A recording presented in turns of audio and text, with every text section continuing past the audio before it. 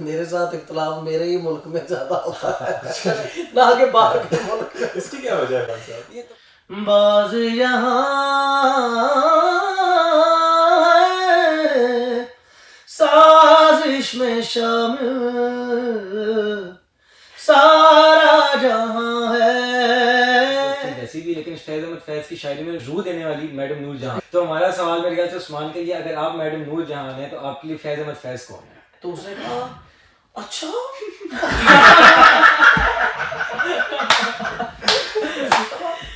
नाम देना चाहेंगे खान साहब, ये किसका आप जिक्र कर रहे हैं? नहीं ये वो जिनको कह रहा हूँ उनको पता है। वो सीधी है कि नुसरत फतेह अली खान साहब का जो एक तरह कैरिंग द टॉर्च फॉरवर्ड, आपको लगता है कि उन उम्मीदों ने बोझ की सूरत इख्तियार किया? उसने अपनी गर्लफ्रेंड को कहना है, गर्लफ्रेंड ने अपने बॉयफ्रेंड को कहना है। मैंने कहा था मोहब्बत आजाद, मोहब्बत आजाद है। इश्क तो कैद कर लेता है। चले मोहब्बत आजाद। अस्सलाम वालेकुम नाज़रीन, आज वेलकम टू नए नज़रिए। आज का हमारे एपिसोड बहुत स्पेशल है। हमारे साथ हैं उस्ताद राहत फ़तेह अली खान साहब, और किसी तारुफ के मुताज नहीं, ना सिर्फ पाकिस्तान के सबसे बड़े स्टार हैं बल्कि पूरी दुनिया में इनका चर्चा है, पूरी दुनिया के स्टार हैं। तो हाउ आर यू, आप कैसे हैं आज? जी बिल्कुल ठीक मुस्तफा, आप सुनाइए आप कैसे हैं? बिल्कुल, आज तो मौसम भी बड़ा अच्छा था इसलिए आप खुश भी लग रहे थे, बहुत ज़्यादा एंजॉय कर रहे थे मौसम को। इस मौसम को हम जैसे लोग ज़्यादा एंजॉय। बिल्कुल, थैंक यू। आपने हमें नए स्टूडियो में, आपका पूरा स्टूडियो घूमते रहे, आपका बड़ा कमाल, आपने शानदार स्टूडियो बनाया है। अब ये पहले किसी और टाइप में था, हमने पूरा इसको डिमोलिश करके हमने इसको दोबारा से रेनोवेट किया है। ये जो भी आप देख रहे हैं इसमें जो पैनलिंग हुई हुई है, ये बिल्कुल इंटरनेशनल लेवल का जो स्टूडियोज़ होते हैं उसकी रिक्वायरमेंट के साथ, जैसे वोकल को किस तरह से ट्रीट किया जा सकता है एक्यूस्टिक वाइज, तो उसके लिहाज से इसको पूरी चीज़ों को बनाया गया है। खान साहब, हमारा पहला सवाल भी आपसे यही था। आज आपने हमें अपने नए स्टूडियो में दावत दी, तो आप भी हमारे व्यूअर्स को बताएं कि इस नए स्टूडियो का मकसद क्या है, आपने किस मकसद से बनाया है? मकसद तो वही होता है कि जैसे कि हमने उस्मान, जब हम एक रिकॉर्डिंग करते हैं तो जब हम दूसरों के स्टूडियो में जाते हैं तो वहाँ पे हमें बहुत सारी चीज़ों का ख्याल ये करना पड़ता है कि यार बहुत एक की प्राइवेसी है, एक की अपने एक उनका एक गाना है, एक सॉन्ग बनाया हुआ है, तो ये सभी सिंगर्स के लिए अपना एक स्टूडियो होना बड़ा ज़रूरी हो गया हुआ है। तो पहले वक्तों में ऐसा नहीं था, और पहले वक्तों में इतनी बेइतमादी भी लोगों पर नहीं हुआ करती थी, बड़ी पुरइतमाद काम लोग ट्रस्ट की बिना पर किया करते थे। तो आजकल जो है वो सिंगर को इस चीज़ पे, टेक्नोलॉजी पे बहुत ध्यान देना होगा, अपना उसका स्टूडियो होना चाहिए। तो इससे पहले भी हमारा ये स्टूडियो था, मगर हमने उसको डे बाय डे जो है वो इसमें जो चीज़ें नई अपडेट होती जाती हैं, हम उस हिसाब से फिर उसको एनुअली हम उसको थोड़ा और चेंज करते जाते हैं। अच्छा, जो हमने सर ये जो आपका स्टूडियो है, या खुद ही यूज करेंगे या जो बढ़ते सितारे हैं पाकिस्तान की म्यूजिक इंडस्ट्री के, उनको भी काम आएगा? मुस्तफा टाइप मैं कैसे हो सकता हूँ? मुस्तफ़ा का तो अपनी जगह है, और मुस्तफ़ा के जो फादर हैं वो भी माशाल्लाह बहुत अच्छा गाते हैं, गाते भी हैं। तो आरफी के स्टूडियो जो है वो एक आप जो पीछे देख रहे हैं, ये एक इनॉग्रेशन ही लगा लीजिए कि ये एक हम आगे आने वाले टाइम पे जो न्यू टैलेंट है उसको रिकॉर्ड करके अपने चैनल पे और लोगों तक हम जो नया टैलेंट है उसको भी लेके आएंगे। अच्छा, हमारा सवाल, आपकी टीम से हमारी डिस्कशन चल रही थी, वो हम बता रहे थे एक किस्म का ये कवाली का स्कूल भी बनने जा रहा है और उस तरफ भी थोड़ा इसका पर्पस जा रहा है। तो सवाल इस पर ये, अगर मेरे जैसा या उस्मान या हसन जैसा फ्लूजर इंसान जिसको कवाली का पता ही नहीं, इसको कॉन्सेप्ट ही नहीं, तो हम लोग भी ये स्कूल ज्वाइन कर सकते हैं, या इसके लिए कुछ आपको पहले नॉलेज होनी चाहिए या आपकी स्किल सेट कोई होना चाहिए? नॉलेज एक होती है नॉलेज कि आपको इस चीज़ का पता होना चाहिए, वो वहाँ तक होती है। एक नॉलेज होती है कि आप उस पर्पस के लिए वो नॉलेज ले रहे हैं कि आपने उसको अपना प्रोफेशन बनाना है। ये टू टाइप ऑफ नॉलेज होती है। फिर हम जो उस्ताद लोग हैं वो डिसाइड करते हैं कि किसका आवाज़ जो है वो जस्ट ये एजुकेशन लेने के लिए है ना, या कि उसको प्रोफेशनली भी इस्तेमाल वो कर सकता है। मतलब ज्वाइन से कोई भी कर सकता है, ज्वाइन कोई भी कर सकता है, एजुकेशन है कोई भी ले सकता है। बिल्कुल। कव्वाली की बात करते हुए आपसे हम कव्वाली की थोड़ी हिस्ट्री पे डिस्कशन करना चाहेंगे। जरूर। ये तो हमें पता है, रिसर्च करते हैं कि मीर खुसरो साहब ने कव्वाली का आगाज़ किया, कव्वाली शुरू की। लेकिन जब हम हिस्ट्री में पढ़ते हैं तो कव्वाली तो ओरिजिनली एक सूफीज़म की तरफ उसका रुख था, और कव्वाली को कॉल देना भी कहते हैं, मज़हब की तरफ बुलाना भी कहते हैं। तो कव्वाली आजकल की जो कव्वाली है वो आशिक और महबूब की कहानी कैसे बन गई, सूफीज़म से और मज़हब से ये इस तरफ इसका रुख कैसे बदला, इस पर अगर आप थोड़ा बता सकें तो। ये मैं समझता हूँ कि लोगों की अपनी सोच है, जो कि उसको जिस तरह से वो खुद लेना चाहें, खुद सोचना चाहें। जैसे कि है, एक बहुत ही छोटी सी मिसाल दूंगा, किन्ना सोहना तेनू रब ने बनाया, दिल करे वेखदा रहना। अब इसमें दो चीज़ें हैं जो कि एक ही टाइम पर बताई जा रही हैं। एक तो उसकी सूरत की तारीफ हो रही है, और दूसरा उससे भी बेहतर चीज़ ये हो रही है कि तुम्हारी सूरत को जिसने बनाया, और वो रब के सिवा कोई हो नहीं सकता, किन्ना सोहना तेनू रब ने बनाया, दिल करे वेखदा रहना। तो वो जो जो पीर परस्त लोग हैं वो अपने पीर की तरफ ले जाते हैं इस चीज़ को। जो जिसका आइडिया होता है कि उसने अपनी गर्लफ्रेंड को करना है, गर्लफ्रेंड ने अपने बॉयफ्रेंड को करना है, वो अलग उनके ऊपर डिपेंड करता है कि वो उसको किस तरह से लेके जाते हैं। तो खान साहब, अक्सर हम सुनते हैं रूमी की शायरी में भी ये चीज़ अप्लाई होती है कि वो शायर लिख रहा होता है अपने इश्क हकीकी के बारे में, खुदा इश्क के बारे में लिखा होता है जी। लेकिन अक्सर जो हमारे उम्र के नौजवान होते हैं वो और मोहब्बत की तरफ ले जाते हैं। भट्टू साहब तो बहुत आशिक इंसान हैं। तो आपके गाने सुन रो रहे होते हैं तो जी, वो जनरली आपको लगता है, इटा मोरियां करते करते फिर एरिया मोरियां होंगे। आपको लगता है आपका म्यूजिक भी कभी आपका जो चाह रहे थे उसका मतलब वो कोई और मतलब लोग निकाल लेते हैं? निकालते होंगे, निकाल ही लेते होंगे। तो खान साहब, आपके नज़दीक, आपके नज़रिए में आपकी कोई प्रेफरेंस है कि आपके आर्ट को एक नज़रिए से या एक पर्सपेक्टिव से इंटरप्रेट किया जाए, या जिसने जो उसका मतलब बनाना है बनाए वो? मोहब्बत आज़ाद है, खुशबू आज़ाद है, मौसीकी आज़ाद है, उसकी कोई बाउंड्री नहीं। उसको जैसे एक स्पेनिश सॉन्ग है, हम भी कभी कभार झूम रहे होते हैं, हालांकि उसका अलफ बे नहीं पता उसकी लैंग्वेज का, मगर एक चीज़ जो है वो दिल पर स्ट्राइक कर रही होती है, इट्स गुड, ये अच्छा है, इसको दोबारा से सुनते हैं। फिर उसका हम पूछने जाते हैं कि भाई किसी को स्पेनिश आती है? अगर आती है तो यही क्या कह रहा है, फिर हम उसकी जस्तजू में जाते हैं, फिर हम उसको याद करना शुरू कर देते। इस तरह से ये एक ज़रिया है कि किस तरह से आप इंटरकनेक्ट करते हैं कल्चर टू कल्चर। तो मौसीकी इस तरह से आपको अपने तरफ ला के अपने कल्चर में की तरफ खींचती है। मेरे ख्याल से यही मौसीकी की खूबसूरती है, और जो इस चीज़ को समझ जाए वो दुनिया को समझ जाता है। जैसे मौसीकी में 7 सुर होते हैं, आप जोड़ बोड़ के आज ज़्यादा 15 बना लेते हैं, लेकिन 7 सुर 7 आसमान जब थोड़े कम कर लो, 12 काफी। हाँ नहीं, अभी उस्मान साहब जब गाते हैं तो उनकी पिच 15 तक भी चली जाती होती है। अच्छा, ओके, उनकी ऐसी है। लेकिन क्या कहते हैं, जब आप ये कॉन्सेप्ट समझते हो कि मौसीकी एक दुनियावी कॉन्सेप्ट है और ये किसी रिलीजन या किसी बाउंड्री से लिमिटेड नहीं है, नहीं, ये जज्बात से जज्बात से है, और ये सारे इंसानों को इकट्ठा लेके आता है। जैसे खान साहब आपने कहा ये जज्बात से लिंक्ड है, आपके जैसे 2-3 जो सबसे मशहूर पीसेस हैं उनमें और ये प्यार टाइप आपके पीसेस जो भी सुनता है ना वो तो एकदम से 2-3 मिनट के अंदर ही इमोशनल हो जाता है। तो जब आप इस तरह की प्रोडक्शंस कर रहे होते हैं तो ऑब्वियसली आपने भी वो इमोशन निकालना होता है, आपको भी एक इंस्पिरेशन की ज़रूरत होती है।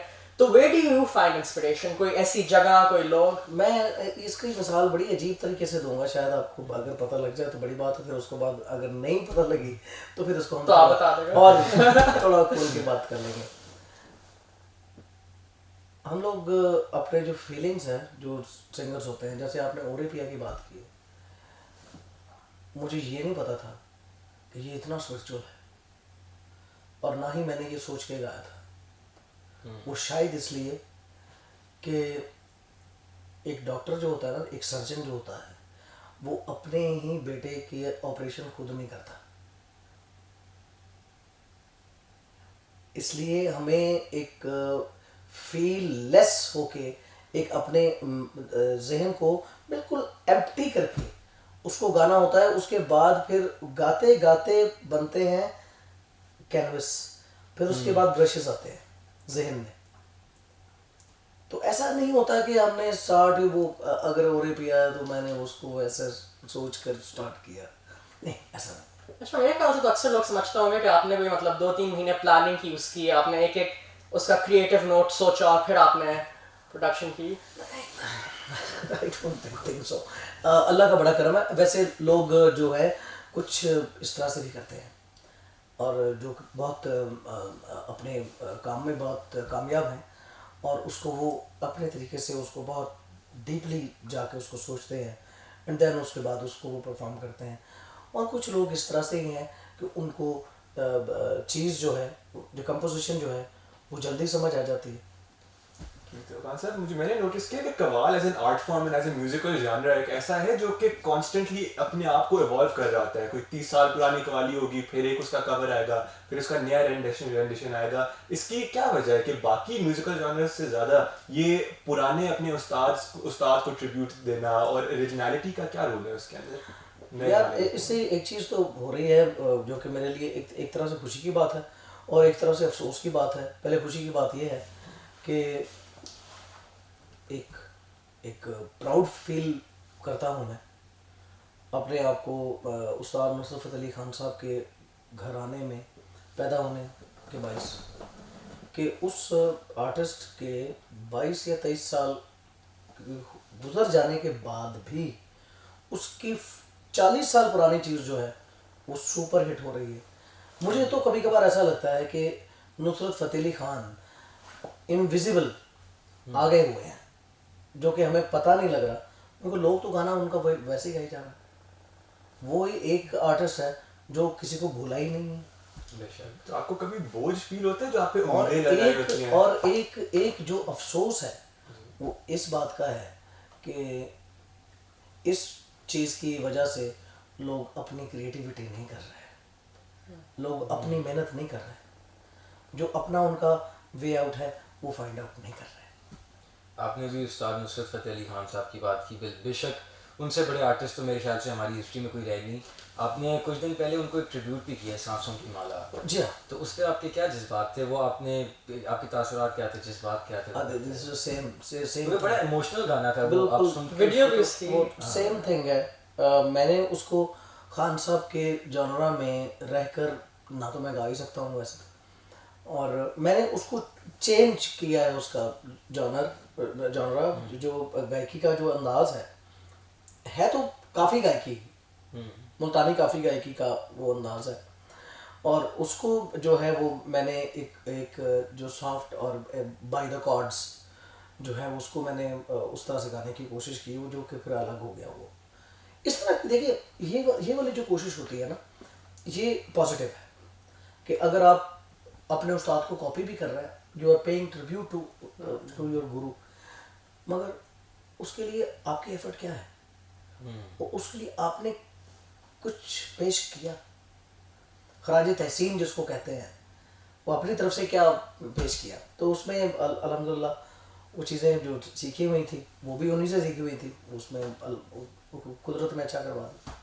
अच्छा, इस पे थोड़ी सी अगर हम बात करें, क्या कहते हैं, आपने जो बात की उसको अपने अंदाज से आपने किया, उसमें आपने गायकी और ऐड की और उसको आपने एक ट्रिब्यूट दिया उसने उनके गाने को, लेकिन आपने अपने अंदाज से किया।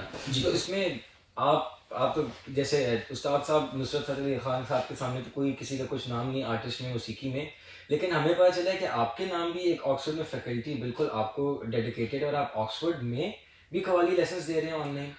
जी, ऑनलाइन हम स्टार्ट करने वाले हैं लेसन कव्वाली पे, मगर फैकल्टी रूम में ऑलरेडी जो क्लासेस हैं वो तो होती हैं, और कोविड-19 की वजह से जो है वो हम नहीं जा सका मैं, मगर अदरवाइज महीने में एक बार मैं जाता हूँ। ये कितनी बड़ी इंस्पिरेशन है, अगर आपको और आर्टिस्ट हमारा इंटरव्यू देखें तो उनको आपसे सीखना चाहिए इसमें। और खान साहब, ये ज़्यादातर जो स्टूडेंट्स होते हैं जो आपकी क्लास लेते हैं, ऑब्वियसली हर स्टूडेंट के लिए बहुत बड़ा ऑनर होगा, मेरी क्लास में होते हैं वो। एग्जैक्टली तो ज़्यादातर यूके के ही बरतानिया के ही स्टूडेंट्स होते हैं या उनकी डेमोग्राफिक अलग अलग कंट्री से, इंडिया से लोग होते हैं, श्रीलंका से लोग होते हैं, बांग्लादेश से लोग भी होते हैं वहाँ पे, और ऑब्वियसली यूरोप से भी होते हैं वहाँ पे। तो बहुत सारे लोग हैं जो कव्वाली को सीखना चाहते हैं। अच्छा, कभी आपने कव्वाली ऐसे स्टूडेंट को सिखाई है जिसको उर्दू ज़ुबान ही ना आती हो? वो सीखते ही वो हैं। अच्छा सीखते ही वो हैं जिनको एक्चुअली पहले तो वो जुबान सीखते हैं, उनकी आप एफर्ट देखिए जरा, वही ना वही चीज़ हो गई कि आपको एक चीज़ अच्छा लगती है, आप फिर उसकी जुस्तजू में उस कल्चर तक पहुंचते हैं कि यार अच्छा ये कौन सा मुल्क की लैंग्वेज, ये पाकिस्तान, पाकिस्तान कहाँ पे है, पाकिस्तान वहाँ है, ये कहाँ रहते थे, ये फैसलाबाद में रहते थे, फैसलाबाद में कौन सा मॉल है यार, मैं I want to see that place. ठीक है, फिर आप वहाँ जाते हो, फिर आप वहाँ का आप मट्टी खुशबू, वहाँ के गर्द की खुशबू जो है वो जो गोरा है वो आके जब देखता है वो कहता है कि यार इस जगह पे रह के पूरी दुनिया पे को कॉन्कर्ड करना कितना मुश्किल बात है। एक फैसलाबाद एक कस्बा है, वहाँ पे इतना वो बड़ा आदमी रहता था, फिर वो लोग आते हैं देखते हैं सीखते हैं और सीख के फिर कव्वाली सीखते हैं, उनका ज़्यादा एफर्ट है। तो खान साहब यहाँ नजर आना चाहूँगा वापस नुसरत फतेह अली खान साहब के लिए इतना जो प्यार और मोहब्बत लोगों के दिलों में अभी तक वो जो जिंदा रहते हैं, आज तक लोग याद करते हैं, तो इतना ज़्यादा जब प्यार मोहब्बत होता है तो आप एक तरह से उनके स्पिरिचुअल सक्सेसर माने जाते हैं in the world of music. तो आपको लगता है कि वो जो लोगों ने उम्मीदें लगाई हैं आपसे, जो एक्सपेक्टेशंस हैं कि नुसरत फतेह अली खान साहब का जो एक तरह कैरिंग द टॉर्च फॉरवर्ड, आपको लगता है कि उन उम्मीदों ने एक बोझ की सूरत इख्तियार की आपकी ज़िंदगी में, आपको ऊपर इंस्पायर किया है, क्या इफेक्ट था उन उम्मीदों का? नहीं, मैं ये देखें, लोग अगर इंसान बीमार होगा तो वो किसके पास जाएगा, डॉक्टर के पास जाएगा। तो अगर लोगों ने उम्मीद मुझसे लगाई हुई है तो इंशाल्लाह मैं उन पर पूरा भी उतरा हूँ, उनको मैंने सही वाली मेडिसिन भी दी है। लेकिन आपकी एक इंडिविजुअल जो एज एन आर्टिस्ट एक आइडेंटिटी है, आपको आई एम श्योर कुछ स्ट्रगल्स होंगे, कुछ चीज़ें आपको डिसीजंस मेक करने होंगे, कितना आपने अपना रास्ता इख्तियार करना है, वो कितना तो मैंने शुरू से ही अलग हो गया ना मैं, जब 2003 आया तो मेरा ज़हन नहीं था बिल्कुल भी, I don't want to come in the playback singing. वो तो एक एल्बम हमने बनाई जिसका हमने टाइटल ही सॉन्ग रखा था लगन। तो वो बड़े सालों से पहले से मैं गुनगुनाता होता था, उस्ताद नुसरत अली खान साहब ने मुझे ये कहा होता था यार ये गाया करो। डेथ से कुछ 6 साल 7 साल पहले से रोज़ ऐसे ही रैंडमली जब बैठे हो ना, उन्होंने पूरी रात बैठना है, उसके बाद रात का कोई भी पैर है उन्होंने ये कंपोजिशन गानी शुरू कर देनी। एक दिन मैं बिल्कुल उकता गया, मैंने कहा इस कंपोजिशन में से क्या निकलने वाला है, अब इतने साल हो गए हैं, ये ज़रूर होती है, इसकी क्या वजह है। फिर जब उनकी डेथ हो गई तो फिर हमने अपना अगला आने वाला एल्बम स्टार्ट ही इससे किया। जैसे उनको पता था कि ये वाला जो गाना है ये सब कॉन्टिनेंट की और दुनिया भर में जितना म्यूज़िक चल रहा है ना उसका सुपर हिट होने का या ज़्यादा सुने जाने का नज़रिया चेंज कर देगा। ये वो गाना था। बिल्कुल, क्या कहते हैं उस्मान साहब, आपने बड़ी डेमोक्रेसी आप डिस्कस कर रहे थे, थोड़े बहुत सवाल तो मैं चाहूँगा आप वो उस्ताद साहब से खुद डायरेक्टली बात करें उस चीज़ पे। उस सवाल पे चलो, उससे पहले आपने खान साहब, सिंस आपने अपनी 12 साल या आई थिंक आपने 6 या 7 साल में 7 साल में आपने शुरू कर दिया था प्रॉपर ट्रेनिंग वगैरह सीखना शुरू किया। तो आप हमारे व्यूअर्स को सबसे पहले तो ये बात बताएं कि जो आपका ट्रेनिंग का प्रोसेस था, you know being trained under one of the greatest singers in Pakistan history, वो प्रोसेस क्या था, मतलब आपकी रूटीन क्या होती थी? रूटीन मेरी ये थी कि मैं तो स्कूल जा रहा था उस वक्त, और उसके बाद मेरा दिल करता नहीं था स्कूल जाने को। तो उन्होंने सुबह सुबह ठंड के मुझे ये वाली याद है दिन कि ठंड के दिन होते थे और मैं रो रहा हूँ और जहाँ से वो रियाज कर रहे होते थे ना उस कमरे के सामने से गुजरा हूँ, तो उन्होंने मुझे देखा कि रो रहा है, इसका दिल नहीं कर रहा स्कूल जाने में। तो उन्होंने फिर मुझे आवाज़ देनी, राहत आ जा, नहीं जाना स्कूल नहीं जाना। तो कह रहा कोई बात नहीं, आज तुम स्कूल नहीं जाओगे, मैं तुम्हारी अम्मी से बात कर लेता हूँ। तो फिर उन्होंने मुझे अपने पास बिठा लेना, फिर ब्रेकफास्ट भी वहीं पे मंगवा लेना उन्होंने, फिर मुझे ब्रेकफास्ट करवाना, क्योंकि स्कूल के डर से मैं ब्रेकफास्ट में मुझे भूख ही मर जाए। तो फिर हम नाश्ता वाश्ता करके उसके बाद उन्होंने कहा चल हम भाई रियाज शुरू करिए। मैं हाँ जी शुरू कर।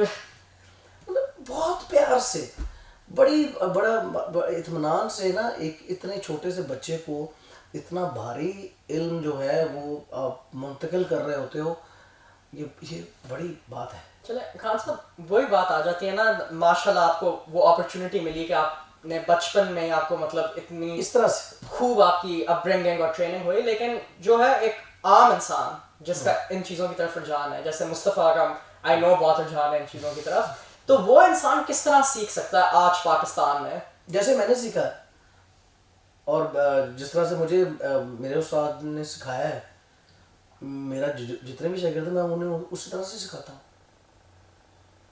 उसी तरह से मैं ट्रेनिंग देता हूँ कि जिस तरह से वो 50 बार पूछे मैं 50 से नहीं 56 बार बताऊंगा।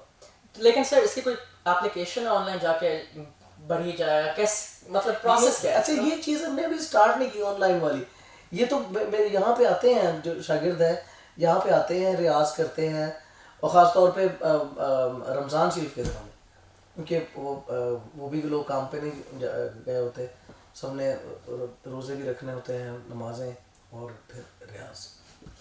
उस्ताद साहब की हमें कहानी से ये तो कम से कम लेसन मिल सकता है कि स्कूल नहीं जाना चाहिए। नहीं, छोड़ोगे, स्कूल छोड़ोगे तो कामयाब हो जाओगे जिंदगी में। अगर आपका पैशन ना हो। नहीं, स्कूल छोड़ोगे तो कामयाब नहीं होंगे हम भी साथ साथ। वो तो सही है मुसा भाई, सबसे बड़ी यूनिवर्सिटी तो दुनिया ही है। पूरा आपने, चाहे आप जहाँ से पढ़ के आ जाए, आपने सीखना तो फिर भी अपने जो आपने एजुकेशन ली है उसका तजर्बा तो दुनिया में ही करना है, और आपका पाला जो है वो आपसे ज़्यादा पढ़े लिखे लोगों से बहुत नहीं पढ़ता। लेकिन आपका तो अपना पीएचडी भी है म्यूजिकोलॉजी में ऑक्सफोर्ड से, तो क्या ये खुला तजाद नहीं? नहीं, खुला तजाद इसलिए नहीं कि मैंने कोई ये जो डिग्री मुझे दी गई है ये कवाली पर दी गई है, अपने शौक पे। हाँ, कवाली बेस्ड ये डिग्री है मौसीकी की, तो वो तो हमारा पैशन था, वो हमारा ख़ानदानी काम था, इसलिए उन्होंने अच्छा समझा। जैसा है कि मुस्तफ़ा भी खान साहब शुरू में मुझे एक रेफरेंस दे रहा था, मैं अगला सवाल आपसे ये पूछना चाहूँगा, आपने जैसे शुरू में कहा कि इश्क और सोच आज़ाद है, उसी तरह जो इस तरह आपके रुतबे के मैंने आर्टिस्ट, कहा था मोहब्बत आज़ाद, मोहब्बत आज़ाद है, इश्क तो कैद कर लेता है। मोहब्बत आज़ाद है, तो उसी तरह जैसे आपके जो है लेवल के आर्टिस्ट्स होते हैं वो अक्सर समझते हैं कि उनकी ड्यूटी है कि वो अपनी आर्ट, अपने म्यूज़िक, अपनी शायरी के थ्रू मुआशरे तक एक पैगाम पहुंचाएं, तो आपके नज़दीक आपकी ज़िंदगी में कोई इस तरह का सोशल इशू रहा है जो आपने मुआशरे तक या यूथ तक पहुंचाने की कोशिश की है? यार मैंने यही समझा कि लोगों के जो दरमियान में जो बहुत ज़्यादा जो चीज़ है वो है तालीम की कमी है। लोग पढ़ना चाहते हैं मगर उनको वो चीज़ नहीं है, और इस चीज़ पे बहुत सारे जो NGOs हैं वो वर्क कर रही हैं। इससे जो बहुत ज़रूरी चीज़ है वो नॉलेज है, एक है एजुकेशन, एक है नॉलेज। तो वो मैं समझता हूँ कि जितना आप बुज़ुर्गों के पास, अपने एल्डर्स के पास बैठेंगे ना, उनके एक्सपीरियंस के साथ आपको नॉलेज जो है वो मिलता जाता है, फिर उसके बाद आपने उस नॉलेज को अपनी एजुकेशन के साथ जोड़ के देखते रहना। अच्छा, खान साहब की म्यूज़िक को जब मैं सुनता हूँ, और नीचे कई दफ़ा ऐसे होता है ना, आप यूट्यूब पे वीडियो देख रहे हो और म्यूज़िक सुन रहे हो तो नीचे कमेंट्स पढ़ रहे हो, तो सबसे ज़्यादा मतलब ये इफेक्ट मैंने आपके काम में देखा है कि दुनिया के हर जगह से कमेंट्स आए होते हैं। तो आपके म्यूज़िक का जो इफेक्ट उसको मैंने देखा है वो है कि सबको इकट्ठे लेके आना, मतलब यूनाइट करना लोगों को, कोई इसमें लड़ाई झगड़ा नहीं, कोई लैंग्वेज मैंने खास तौर पे नोट किया इंडिया के साथ इतना आपको प्यार मिलता है जो कि बियॉन्ड बॉर्डर्स, और आपने इंडिया में भी काम किया लोगों को यूनाइट किया, जो कि पीपल टू पीपल रिलेशंस, तो I am sure we all agree कि होना चाहिए। गवर्नमेंट सियासत बिल्कुल साइड पे, दोनों हर जगह की जो आवाम है वो मैं समझता हूँ मासूम है, ये बहुत मासूम लोग हैं। और कई दफ़ा तो ऐसे होता है कि आप इंडिया के कुछ आर्टिस्ट से इख्तलाफ करते हो, वो हमारे कुछ पाकिस्तानी आर्टिस्ट से इख्तलाफ करते हैं और उनका म्यूज़िक नहीं सुनते, बट खान साहब वाहिद आर्टिस्ट हैं जिनसे मैंने देखा है पूरी दुनिया में कोई इख्तलाफ नहीं कर सकता, और सारे शौक से म्यूज़िक सुनते हैं, जो उनके शौकीन है वो शौक से म्यूज़िक सुनते हैं, उनके फैन। अनफॉर्चुनेटली मेरे साथ इख्तलाफ मेरे ही मुल्क में ज़्यादा होता है ना कि बाहर के मुल्क में। इसकी क्या वजह है खान साहब? ये तो मुल्क ही ऐसा है। ये चलता आता है, ये वो हमारे अपने हैं, हम उनको माइंड नहीं करते, गुस्सा नहीं करते।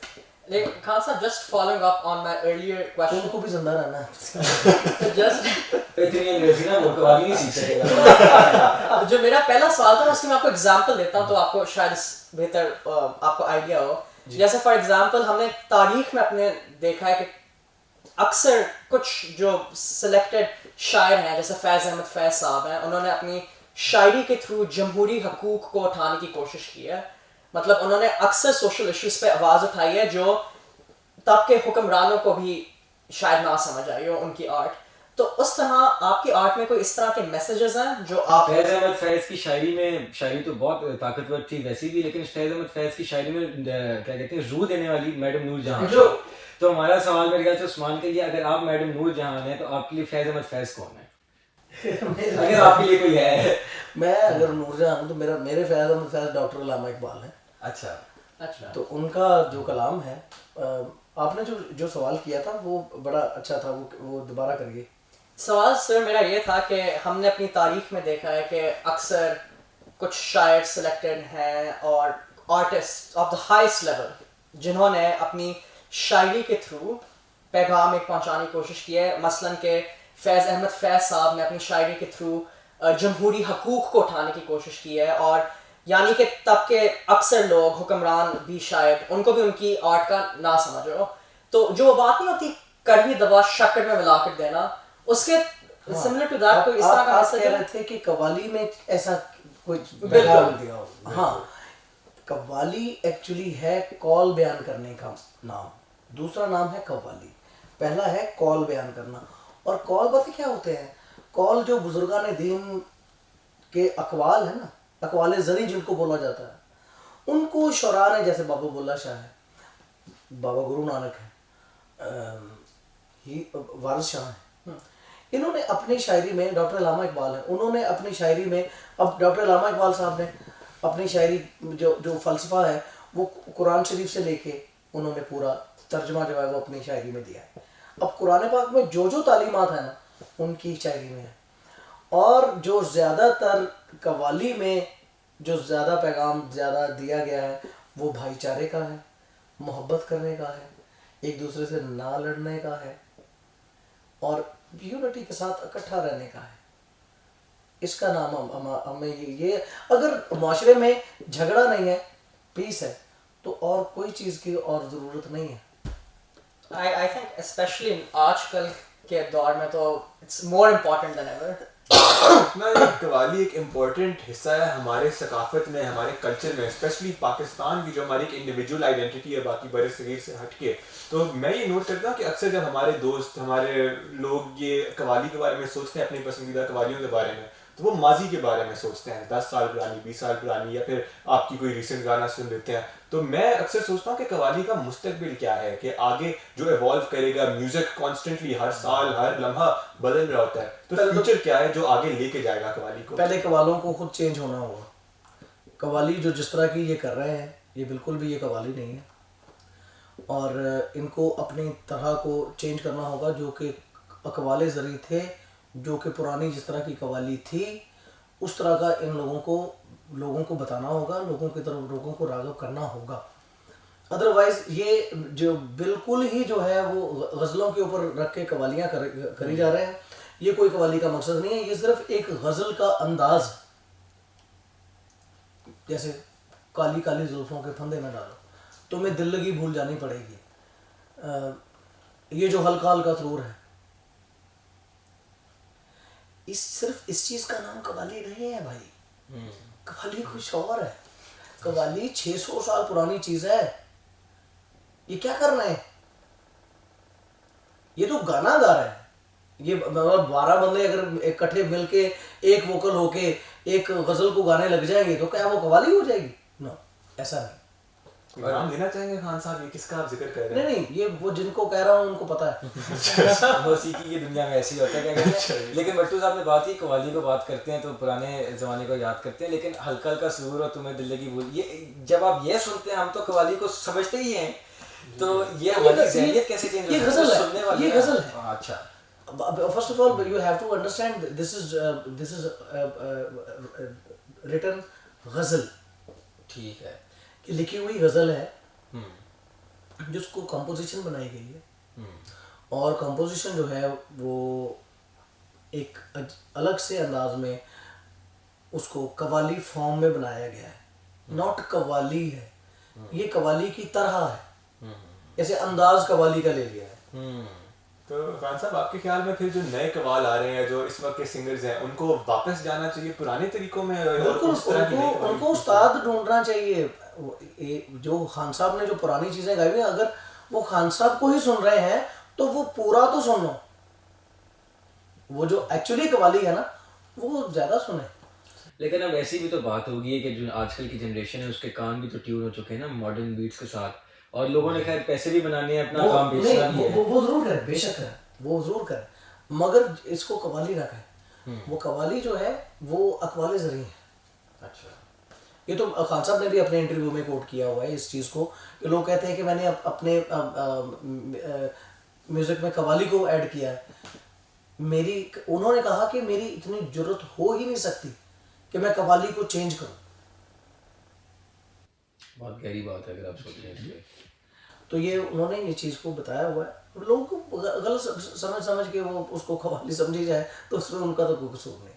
जी, तो खान साहब, आपको लगता है कि अब जो डिजिटल एज आ गया, इसमें हर चीज़ हर वक्त हमारे अटेंशन के लिए 50 चीज़ें compete कर रही हैं, आपके फ़ोन में 2-2 मिनट की वीडियोस आ रही होती हैं, तो कव्वाली जो लॉन्ग फॉर्म आर्ट फॉर्म है, जिसमें कई कई घंटे आपको सुनना होता है, कभी कभी एक कव्वाल आधे घंटे की चली जाती है, आपको लगता है कि चल सकता है या ये छोटा करना पड़ेगा? क्या मुस्तकबिल है एक्चुअली मैं समझता हूँ लोगों के पास एक तो टाइम की बड़ी किल्लत है, और आधा घंटा कौन बैठेगा, अनलेस के उसका इंटरेस्ट बड़ा इम्पोर्टेंट, शौकीन हो बहुत ज़्यादा, जो शौकीन है वो तो घंटा भी सुन बैठेगा, और वो 1 घंटा के लिए और कोई काम नहीं करेगा, वो कव्वाली सुनता रहेगा, या जो भी वो सुनना चाहता है वो 1 घंटे को रिपीट करके सुनता रहेगा।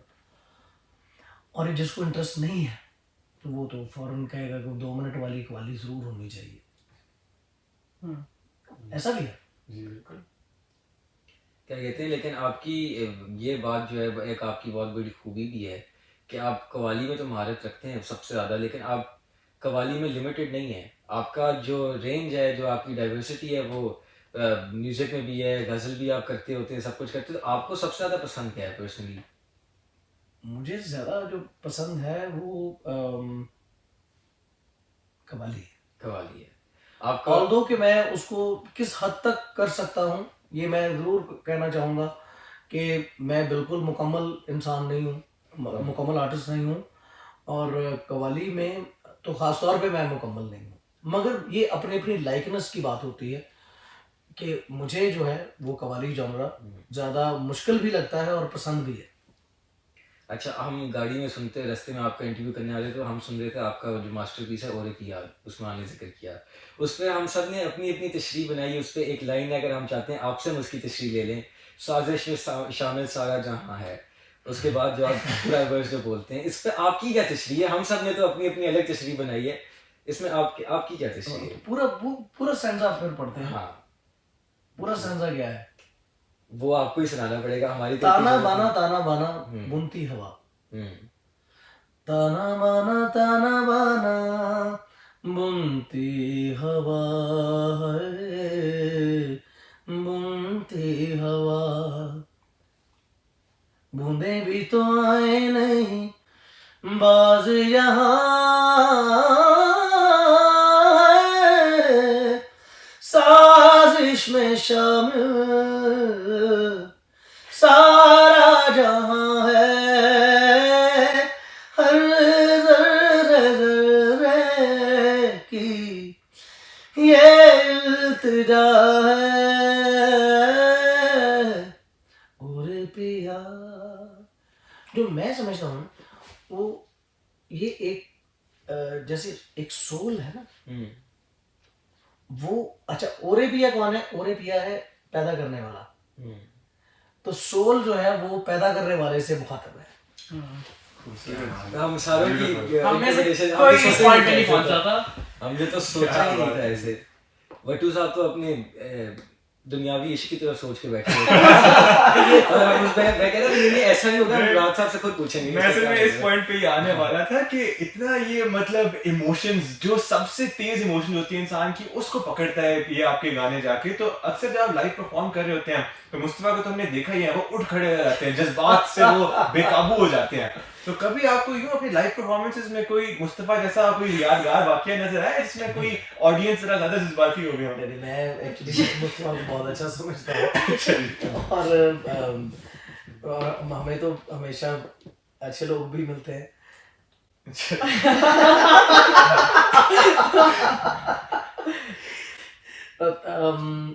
एक बड़ा मजे का वाकया सुनाता हूँ। Mustafa, I like Mustafa. We like him too. बहुत शुक्रिया। एक एक एक एक एक शादी का फंक्शन था, तो एक फैन था, मुझे बहुत अच्छा लगा। उसने उस वक्त में ये बात है 2009 की, तेरे मस्त मस्त होना नहीं, वो दिल तब का ले तक गए आई थे। थिंक वो नहीं आया हुआ था, वो 2010 या 11 में आया वो। खैर उससे पहले बहुत सारे गाने आए हुए थे, मगर उसकी जो फरमाइशें थी ना, रिक्वेस्ट थी, वो थी कि सर सांसों की माला। अब बड़ी देर के बाद किसी ने अच्छी फरमाइश की थी। उसके बाद उसने कहा सर अल्लाह अल्लाह। क्या कह रहे हो? क्या क्या सुनकार बैठा है। उसके बाद उसने कहा सर वो खान साहब का एक उसने कहा सुन चरखी दी मीठी मीठी को माये मन याद आऊं। मैं कहा वो भी मैंने सुना था। अब मेरी नजर में ना वो टारगेट हो गया कि इसको गाने का ये अच्छा सुनकार है। कैन यू इमेजिन, जब मुझे गाड़ी में बिठाने के लिए आया तो तब वो भी साथ ही था। तो मुझे क्या पूछता है, कहता सर एक चीज बताएंगे, आप काम क्या करते हैं? आप और मैंने पता है क्या कहा आगे से, मैंने कहा मेरी मोटरसाइकिलों की शॉप है। तो उसने कहा अच्छा।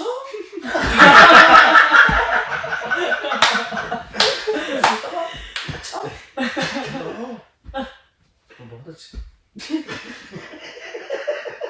You get to see everything, though. चले खान साहब, अब I think हम अपने आपसे कुछ चंद सवाल करना चाहेंगे, जिसमें से पहला तो ये होगा कि अगर आप यूथ तक एक पैगाम, छोटा सा पैगाम पहुंचाना चाहेंगे, वो क्या होगा? यूथ के लिए मैं ये कहना चाहूँगा कि यार ज़मीन से जुड़ के रहो, और ज़मीन के जो रिश्ते हैं वो आसमान पे ही बने हुए होते हैं, और आपको ज़मीन से लग के रहना है। इसका मतलब ये है कि बड़ों का, अपने से बड़ों का अदब करें और छोटों से भी प्यार से बात करें, सब चीज़ें ठीक हो जाएंगी। किसी चीज़ से घबराइए नहीं। और ये टाइम होते हैं, आज किसी का टाइम है, कल किसी का टाइम होगा, मगर आप अपने जो जज्बात हैं उन पे काबू रखें, और तहम्मुल मजाजी के साथ जो आपको कॉलेजेस में, यूनिवर्सिटी में, स्कूल्स में बताया हुआ है उस पर ही अमल करें। जो उसकी ग्राउंड्स में बताया जाता है उन पर ना अमल करें। ये बड़ी इंटरेस्टिंग बात है आपकी तरफ से, जो कॉलेज के स्टूडेंट्स होते हैं जो बड़े गम से सुनते होंगे आपके गाने के, आपका एडवाइस है कि अपने जज्बात पे काबू रखें। वो ये हम भी बड़े वो तो उनको convey वो करेंगे। लोग जरूर रखें। लेकिन आप फिर कहते हैं मोहब्बत तो आजाद है। इश्क को काबू नहीं किया जाता, नहीं, वो आपको नहीं, काबू मोहब्बत कर- आजाद है। नहीं इश्क काबू कर लेती है ना, ये भी बात आई थी दरगाह। इश्क तो काबू कर लेता है, इश्क जाने नहीं देता। जी। वट्टू साहब यूनिवर्सिटी में जोड़ते हैं, तो छोड़ेंगे। इधर बैठ। कोई और सवाल आप करना चाहेंगे? इससे पहले हमने बहुत टाइम लिया, क्या कहते हैं, राज साहब का बहुत हम शुक्रिया करेंगे। Thank you very much. Last questions Usman and Wattoo साहब? All but Thank you so for much मेरे for लिए तो your बहुत time. लर्निंग एक्सपीरियंस था ये। मेरे खुद बड़ा सीखने को मिला, और हमें मतलब मेरे ख्याल से इनसे आपसे बात करके मेरे भी दिल में एक प्यार की फीलिंग आना शुरू हो गई है। अच्छी बात वो है। तो ऐसे ही होता है आपका मुस्तफा। इफेक्ट ही ऐसा है ये लोगों के कब ऊपर हुआ? आपकी। कि बैठे बैठे हो गया। बस ऐसा ही कुछ था। जी, आपका फैक्टर जी, मुझे उम्मीद है कि कवाल का जो हमारा कल्चर है, हमारा जो ट्रेडिशन है, ये इंशाल्लाह चलता ही रहेगा और आपके स्टूडियो बहुत हेल्प करेगा इसके बिल्कुल, लिए। मैं कवाल हजरात से ज़रूर मैं गुजारिश करूँगा कि अपने आप को जो 100 साल पुराना रूट्स था उस पे लेके जाएं। बहुत हो गया कमर्शियल। चल on that note बहुत बहुत शुक्रिया खान साहब, आप अपने टाइम का, it's been a privilege. Thank you so much for your time ji.